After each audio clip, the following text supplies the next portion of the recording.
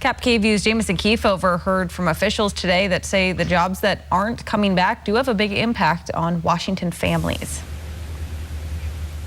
Yes, smaller companies are still in the middle of a hiring freeze, and larger companies like hotels and airlines are announcing even more layoffs. So that means more Americans don't have jobs and are in need of help. That means that local food banks are seeing a major influx of people that need this help that have never needed it before.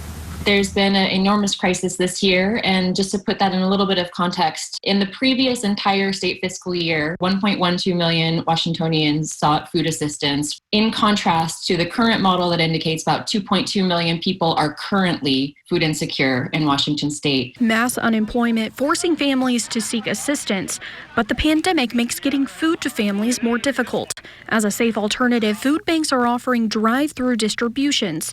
In Kennewick, over 1,000 cars showed up for a 2-hour event to pick up food. They're almost half the folks had never been to a food bank before. So that's kind of that experience again and again that there's a large need, and we've been working to close that gap. Soon the gap will likely be harder to fill. Presently, we're anticipating peak demand could still occur this year between October and December. We may be chaining up, and maybe we have to curtail some distribution points, but we're going to have to make sure that our mobile market truck is still going out.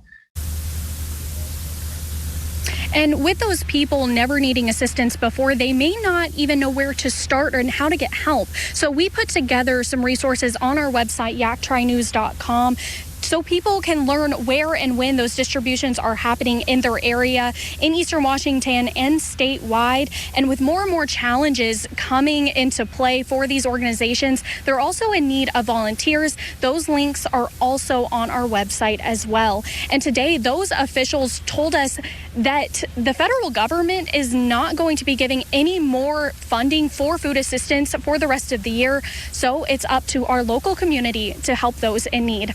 Live in Pasco, Jamison Keefover for Cap KVU Local News.